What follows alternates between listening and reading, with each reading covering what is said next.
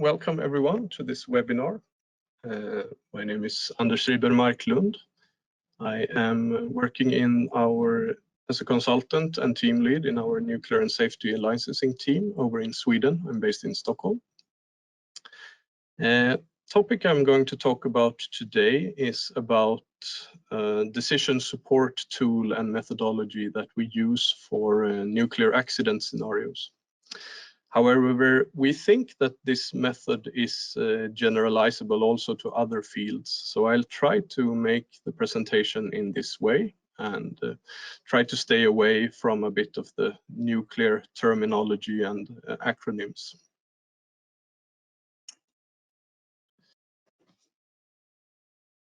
Let's see if I can.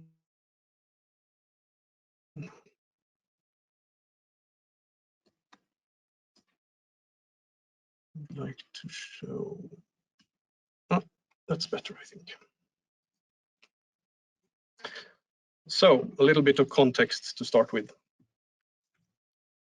If any one of you were here and hoping to learn to predict the future, I will have to disappoint you.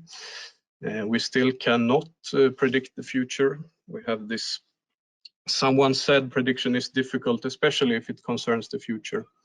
And this is true also for this case. What we will talk about is some ways to approximately predict the future for nuclear accidents. And when we say accidents here, I am talking about what we call severe accidents, with Fukushima here, for example, as a typical example, or situations which might evolve into a severe accident.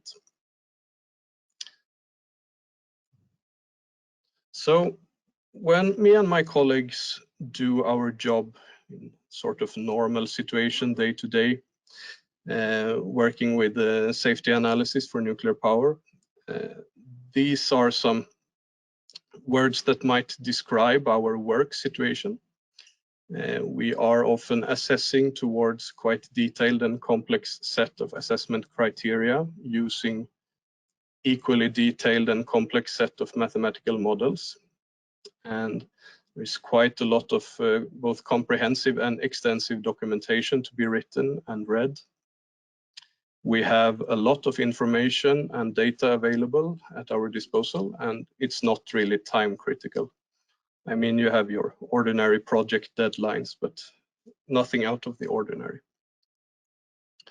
So if you happen to be in a nuclear emergency situation, all of this changes into something like this. And obviously we are talking about here releases of radioactive material, and it often boils down to these two questions: approximately how much will be released and approximately when. There will be a need for quick decisions, and information and data may be limited, uncertain, or delayed. Actually, all of these three were seen during both the 3 Mile Island and the Fukushima accidents. So the work situation changes a lot, obviously, between normal and emergency situation. So what can we do to change our way of working, and how much of what we have already done in the normal situation can we reuse in the emergency situation? These are some of the topics that I will cover today. I would like to start with some quotes from IAEA, International Atomic Energy Agency documents, to sort of frame the context even more. This is from the IAEA safety standards on preparedness and response for nuclear or radiological emergency. And here they put quite a lot of focus on the ability to be able to classify emergencies. And to do that, you define so-called emergency action levels and other observable conditions, as they write here. And the aim of this is to be able to allow a prompt initiation of an effective response in recognition of the uncertainty of the available information. So there you have both the promptness and the uncertainty in information. In another part of the safety standards, which is a bit more hands-on maybe, you can find quotes like this one. The decision to act needs to be made promptly. There is no time for meetings to determine what to do, and off-site decision makers cannot wait to see if a release actually occurs. So this is very true for the tool and method that we have been developing. Lastly, a bit of evaluation from the technical volumes on the Fukushima accident. You don't need to understand the acronyms here, but during the Fukushima accident, they had a plan of using a tool called ERSS together with another tool called SPEEDY to do so-called source term estimates. So it basically means estimating how much radioactivity will be released. But they couldn't do that because this system needed AC power and they had total loss of on-site power. So they had to do the decisions on evacuation and sheltering just on the basis on a few plant condition measurements that they had. This is actually in line with IAEA standards to use plant conditions instead of trying to run complex calculation and these kind of dose projection tools as they had planned in Fukushima.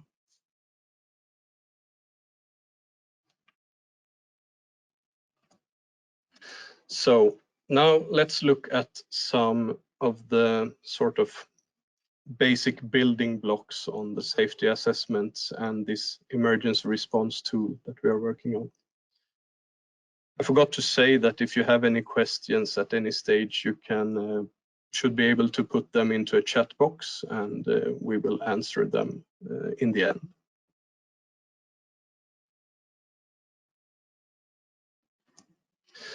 So to start with, we have what we call the deterministic safety assessment. And this is kind of the classic safety assessment, which has been used ever since the start of the nuclear industry.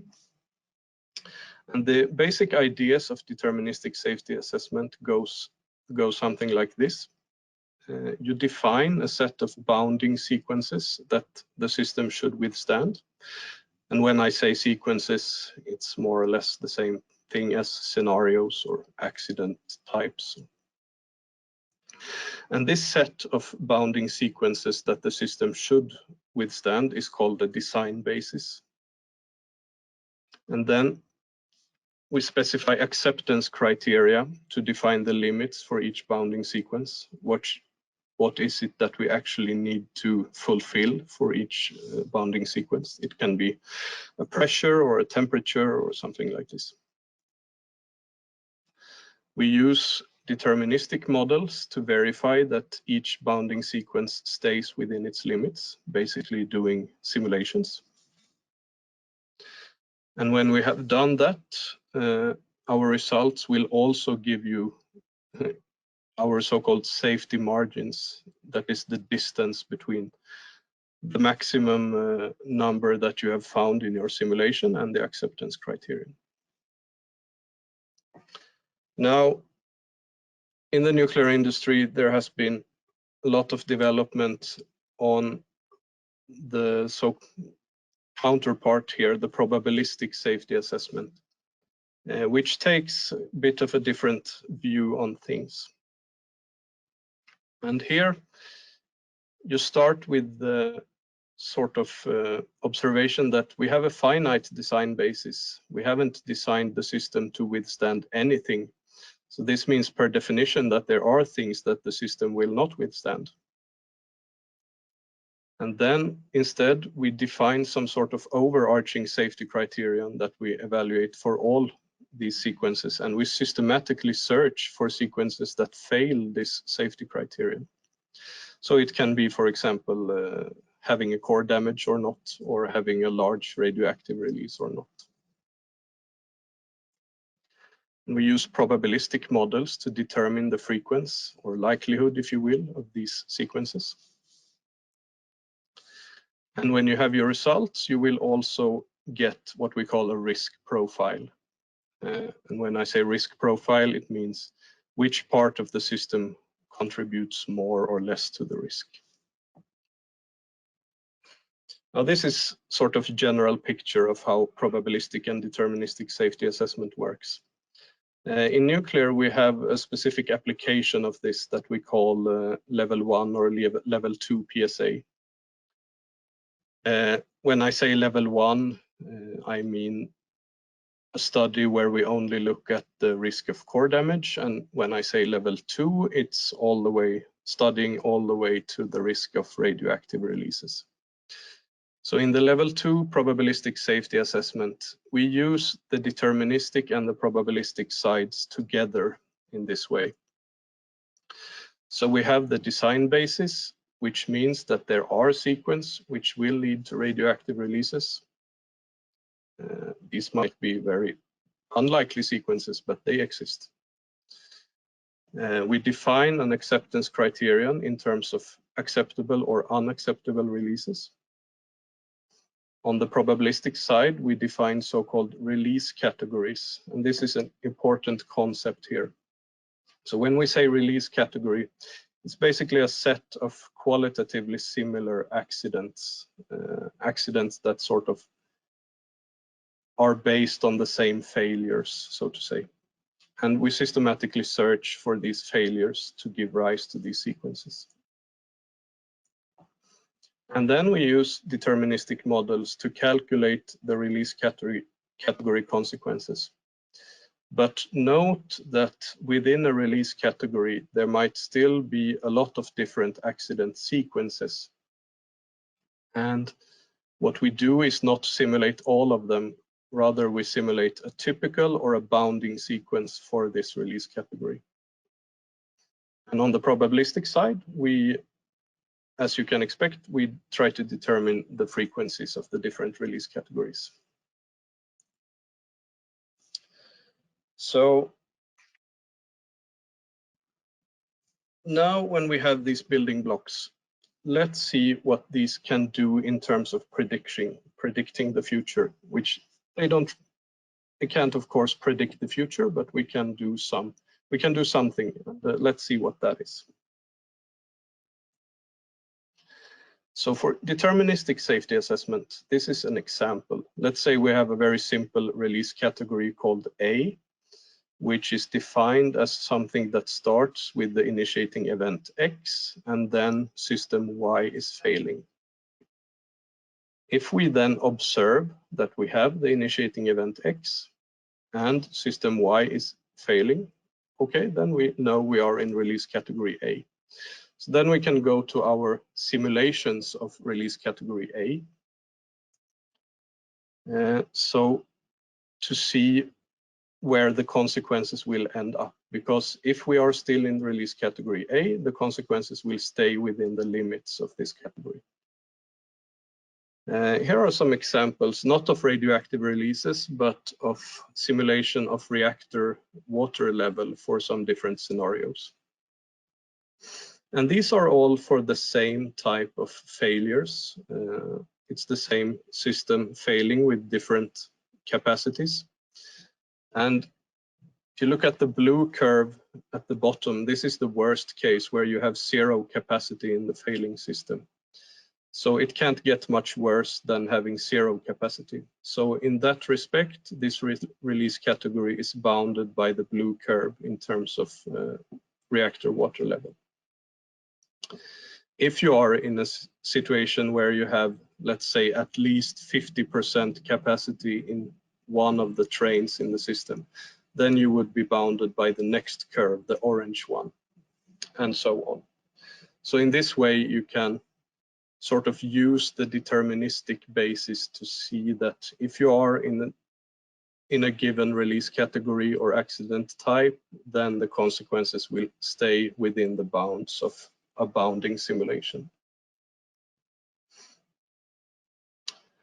What can we do with probabilistic safety assessment? Well, the output of a probabilistic safety assessment can be, this is a bit simplified of course, but it's basically a long list of accident sequences and their likelihoods. I haven't written out the likelihoods here for reasons that you will soon understand. They are grouped into the release categories. So we have release category 1, 2, 3, and so on until release category N. And there are a lot of sequences within each release category. Now, when you start observing things during a real scenario, then you might see that some of the observations are not really compatible, for example, with release category 3. It might still be release category 3, but not so likely. So some of the observations might decrease the likelihoods in release category 3. After a while, you may gather even more observations, for example, till the extent that you can completely exclude release category 1, for example. So with each new observation, the likelihoods of release categories that do not correspond with the observations will go down. And as we gather new information, this list will contain fewer and fewer release categories, and those left will have increased likelihoods. So try to keep these prediction capabilities in mind now, and I will shortly show how we can use them together. Now we come to the RASTEP solution. I will start a bit of overview or historic information on it.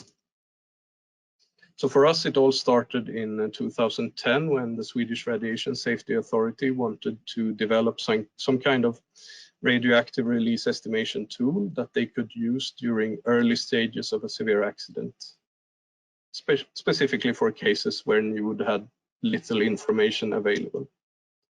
So they actually started this in 2010, which is 1 year before the Fukushima accident. So in some way, they maybe predicted the future. The idea was to replace the missing information with likelihoods. And turns out that a suitable probabilistic model to do this is something called the Bayesian belief network. In theory, you could use the PSA model, but normally PSA models are so complex and so large that it will be impossible in practice to use them during an emergency. And this idea of using Bayesian belief networks instead didn't come out of the blue. It had been already studied in some European Union research and development projects. So we initiated the development of RASTEP, funded by SSM, and you can see the current view of the graphical user interface as it looks today here on the right. I will show you a bit more in a while.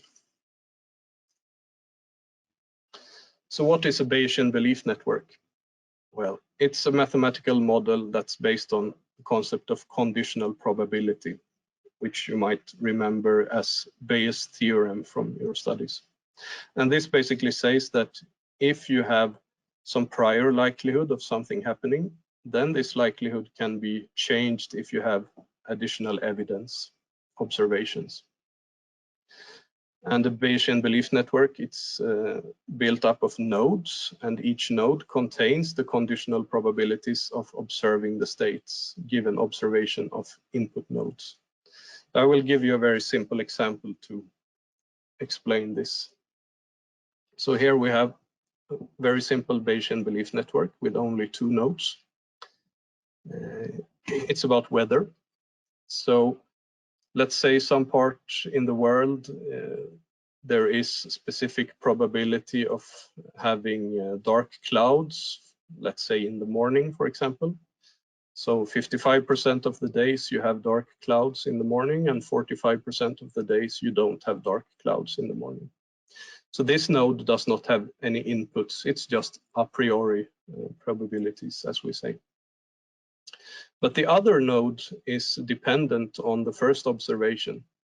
So the probabilities you see here, they are calculated from the conditional probabilities lying within this node. So what is the likelihood that you have rain within 1 hour if you see dark clouds, and if you don't see dark clouds.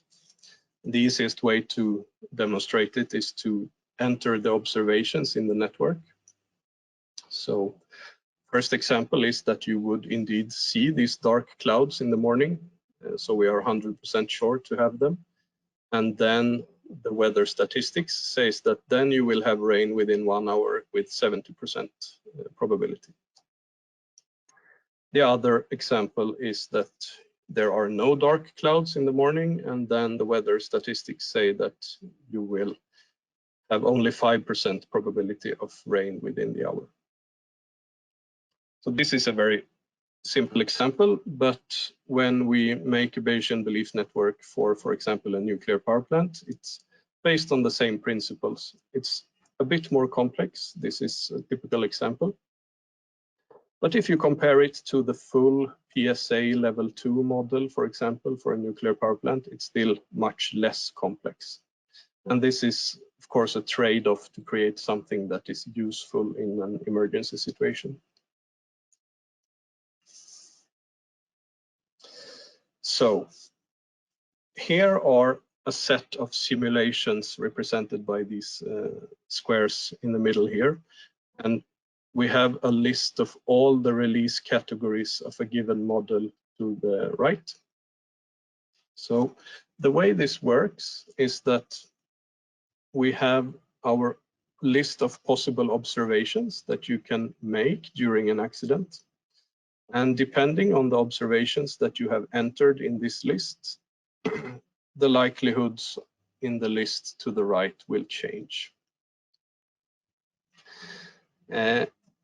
We are not only giving the likelihood typically when we build RASTEP models, we are also giving you these numbers that you see within parentheses in the end of the release categories, which is some sort of consequence ranking. In this example, we have ranked how bad are these scenarios based on how much iodine 131 they would release. And we don't exclude anything. You see that some likelihoods are very small, so you can, of course, the user can exclude them on the basis of this, but we give likelihoods of all release categories. Everything can happen, but these are what the likelihoods based on the best available information. And in this case, you see that the one at the top, the containment release category diffuse leakage, has quite high likelihood, but it's not one of the worst. It's 15 out of 22. While the second one, which is at almost 6% likelihood, is the worst of all the release categories in the model, so that you might want to base your decision on that in this case. But when we take out data for this, when we give data to the RASTEP user, we don't give out the full details of the simulation, because remember that this simulation is only for a typical or a bounding case of the release category. And there are many different sequences in the release category. So we don't want to exaggerate the level of detail here, because we are only representing a type of accident. So this is why we sort of take down the time resolution of the data shown by the RASTEP interface in this way.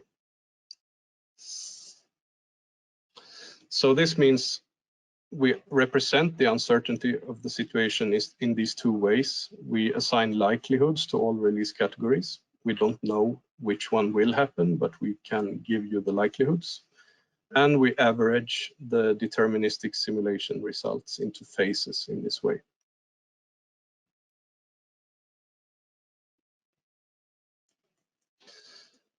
When we build a RASTEP model, there are two basic steps. One is, of course, to take the probabilistic or statistic model and build it into a BBN model. The other is to take the deterministic model simulations and put them into this approximated database. So this is what we call model building within the RASTEP methodology. When you use RASTEP, you only have to pull in a ready-made BBN model and database into the graphical user interface, and everything you do as a user is to feed in your observations on the left here, and you will get out data for decision making on your right. So I will actually make a short live demo here at this stage to give you a flavor of what this would look like. I hope you still see this. So this is the RASTEP interface for a generic pressurized water reactor model. I will just do this example by entering a few observations from the 3 Mile Island accident. This is not a model of the 3 Mile Island plant, but it's a similar plant. So let's see how this model responds. As you can see, we already have an observation that offsite power is available because it was during the 3 Mile Island accident. The next thing we will enter is the primary system pressure during the initial phase, which we have defined in this model to be 0 to 10 minutes after initiating event, and this was falling in this case. Then we will enter a core exit temperature that is sort of medium in this model.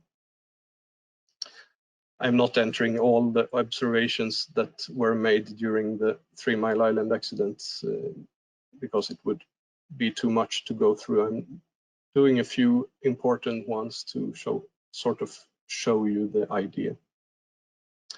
So here at this stage, we have only 3 observations. Let's see what the initiating event prediction is at this stage. So it's quite high likelihood that this started with the not so informative category other transients. Almost 10% likelihood that it started with loss of feed water, which was kind of the initiating event of 3 Mile Island. There is also small possibility of an event called pressurizer loca, which happened later in the 3 Mile Island accidents. So it has already sort of zoomed in on some likely events here. So now we will go to observation 10 and say that the relief valves on the pressurizer were opened. And that didn't change the initiating event so much. But if we go to the secondary system pressure trend in the initial phase, which was falling, it changes quite a lot. All of a sudden you have the pressurizer loca as the most likely initiator. And if we look at the release category predictions, you have one called loca diffuse leakage here, which more or less would correspond to the correct outcome of the scenario at 3 Mile Island. There are also some scenarios with early or late failure of the containment.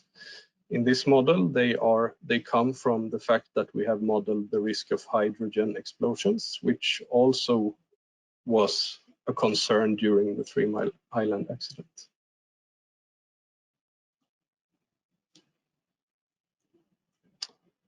So let's go back to the presentation.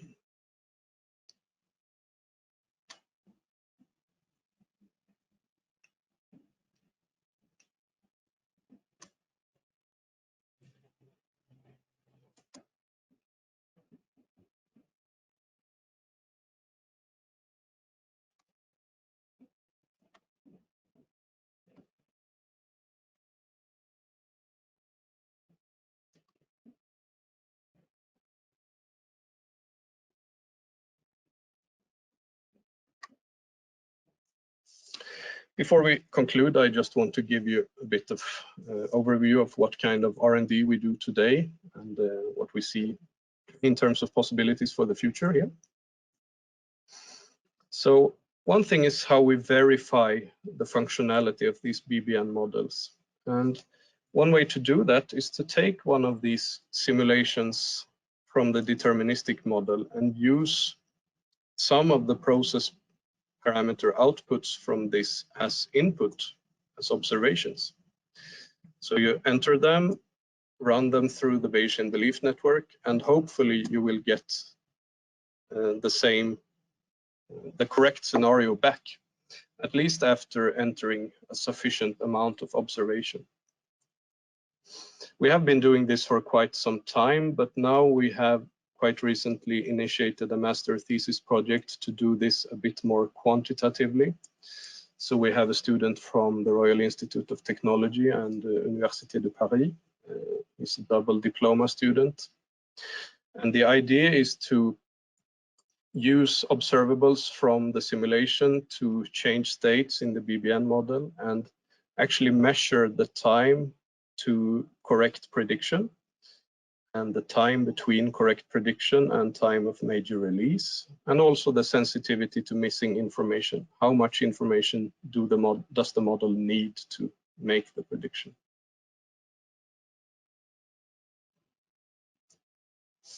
Another project we are working on is related to a third type of uncertainty that I haven't mentioned yet, and this is the basic parametric uncertainty in the deterministic simulation, because there are a lot of model parameters going into these deterministic simulations as well, and this gives you, of course, an uncertainty.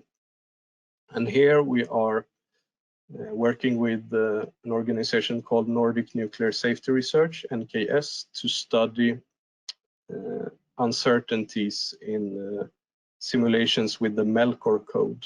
And the goal of the project, which we coordinate, is to generate a body of knowledge on this uncertainty, and also, as we have written it, provide valuable insights into the effect of different types of uncertainty to be used in safety assessment and emergency planning. Here we are working together with some project partners. We have VTT in Finland, the Royal Institute of Technology, KTH, in Stockholm, as well as Swedish Radiation Safety Authority and the Norwegian Radiation and Nuclear Safety Authority.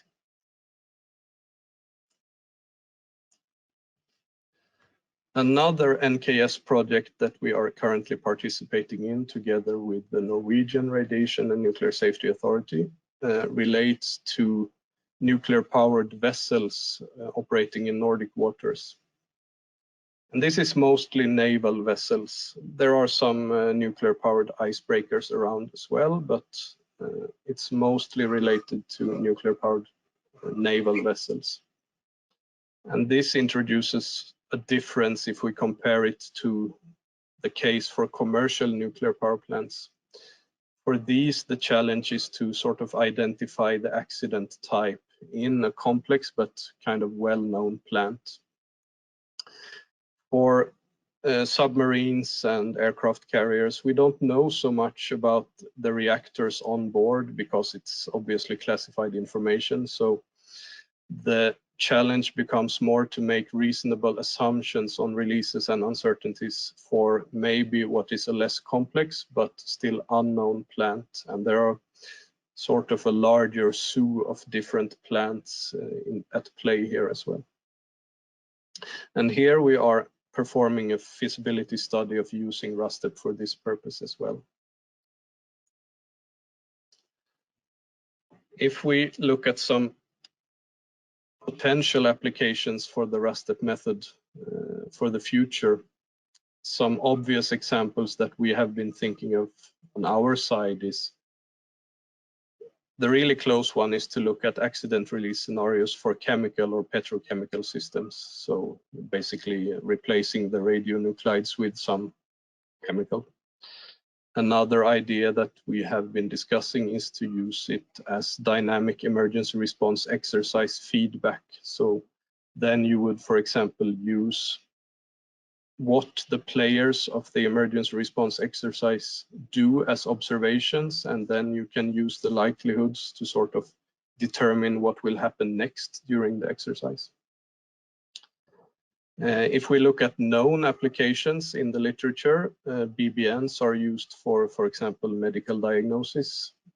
There are examples of managing risk of runway excursions in aviation, prior launch checks in aerospace, and also an article relating to the COVID-19 pandemic where they have identified concern factors related to the disease.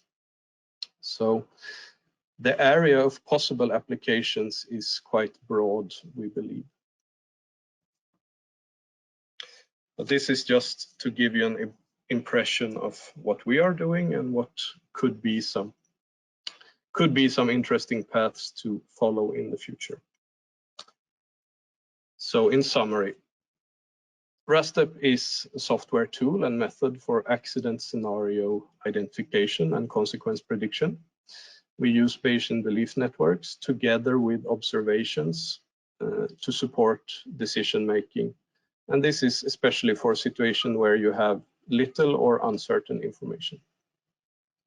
And we have worked on this tool, developing the tool, the methodology, and plant models a bit over 10 years now, in cooperation with the clients and project partners that we have listed here.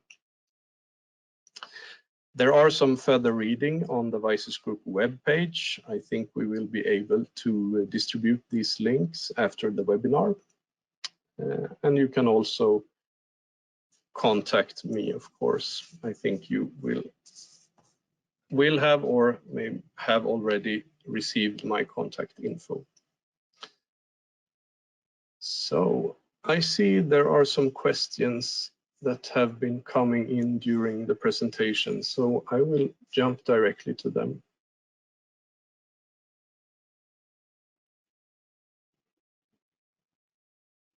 So one question is that since we use in the nuclear application PSA level 2 study as input in the RASTEP modeling, does it mean that the accident scenarios you obtain by using RASTEP are the same as PSA level 2 used accident scenarios? That is true, but it's also a bit of a choice of the client when you do the modeling, because as I explained, we don't put in the full details of the simulation underlying the PSA level 2. We do a bit of post-processing. It's not only taking down the level of detail in time resolution, it's also a bit of calculating radionuclide decays during the accident time.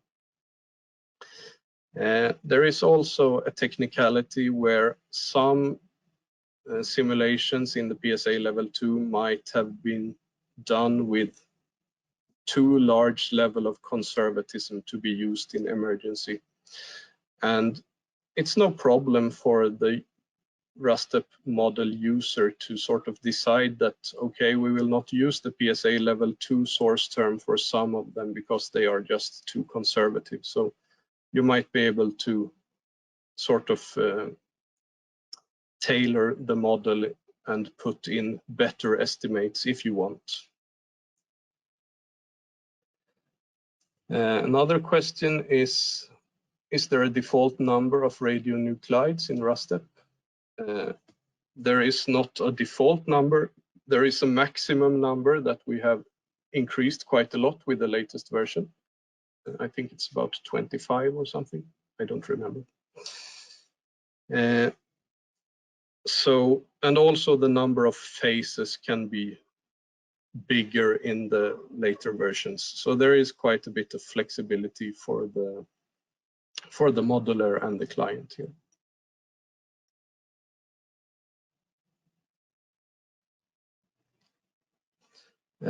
Another question is that since we use these Bayesian belief networks, they are not as common as, for example, standard PSA models built in, for example, risk spectrum. Is it possible to create a BBN model from an existing PSA model? And there the answer is yes. This is what we have been doing all the time for our Swedish client, for example. but it's a bit of modeling work that has to be done. There is still not an automated process, because there are some sort of trade-offs that has to be done during the modeling to sort of accommodate the emergency situation.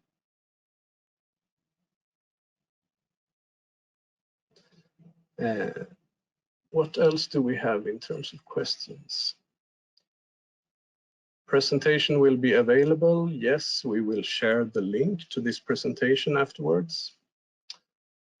Is the RASTEP tool installed at plant operators, and was it used during emergency exercises? We don't have any power plant clients. We have some authorities, and we have a TSO that uses RASTEP during exercises. And luckily, one should say maybe that there has not been any situation where it has had to be used during a real situation yet.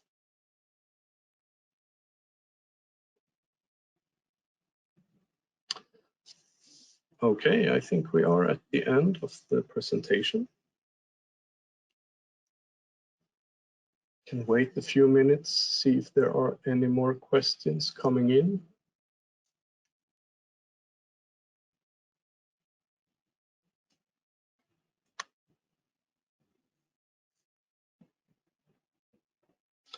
Okay, thanks a lot for listening. I hope you have enjoyed it, and don't hesitate to take contact if this was interesting to you. Thanks a lot.